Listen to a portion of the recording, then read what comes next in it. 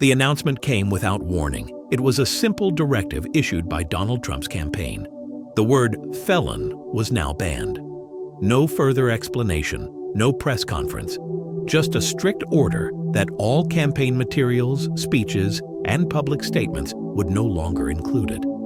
The media erupted in speculation. Pundits debated whether it was a strategic move to distance Trump from his legal troubles, an attempt to control public perception, or simply another unpredictable decision from the former president. But beneath the surface, something far more unsettling was happening. Deep within an intelligence agency's monitoring division, Ethan Kessler sat in front of a glowing screen, analyzing data feeds that most people didn't even know existed. He had spent years in cryptology, dissecting hidden messages buried in political rhetoric, economic shifts, and high-profile scandals. His job was to recognize patterns, anomalies that hinted at something larger. And this was an anomaly. Ethan leaned forward, running the word felon through multiple databases. He combed through decades of political speeches, transcripts, and classified reports. The results made his blood run cold. Every time Trump had used the word in a speech, something had happened within 48 hours. At first glance, the incident seemed random: a corporate CEO resigning, a foreign diplomat abruptly vanishing, a high-ranking military official dying under suspicious circumstances.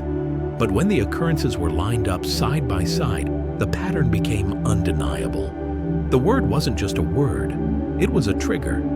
The ban wasn't about Trump avoiding the label, it was about preventing the next event from being set into motion. Ethan tried to dig deeper, but something was blocking him.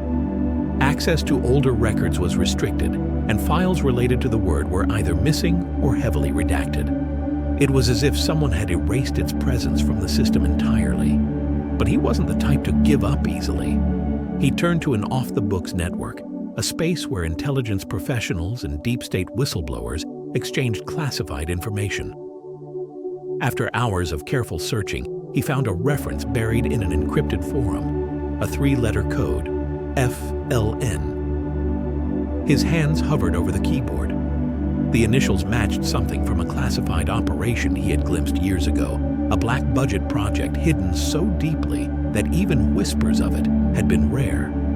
He ran another search, and there it was, a heavily redacted document hidden in the depths of a forgotten intelligence archive. The title, Operation F.L.N. Most of the text was unreadable, but one sentence stood out, stark and unaltered. The activation key is in the language. Ethan's mind raced. If felon was an activation key, then what was it triggering? Before he could dig any further, his screen flickered. His connection was severed. Then, one by one, his files began deleting themselves. Ethan didn't sleep that night. He packed a bag, wiped his devices, and left his apartment. He knew what was happening. Someone had detected his search, and now he was being erased. For the next 3 days, he moved from place to place, staying in anonymous motels and avoiding surveillance. Every time he tried to log back into his system, he found nothing. His research, his files, his backups, all gone. Then an anonymous email appeared in his private inbox. No sender, no subject, just a single attachment. He opened it, a list of names, dozens of people, some known figures, others ordinary citizens. And next to each name, a date. He scanned the entries. Each person on the list had been publicly called a felon before vanishing. Some had disappeared without a trace. Others had been imprisoned under vague charges. A few had died unexpectedly. Plane crashes, car accidents, sudden heart failures. Ethan's stomach tightened. The word wasn't just a political liability. It was a death sentence. Trump's sudden ban wasn't about avoiding negative press.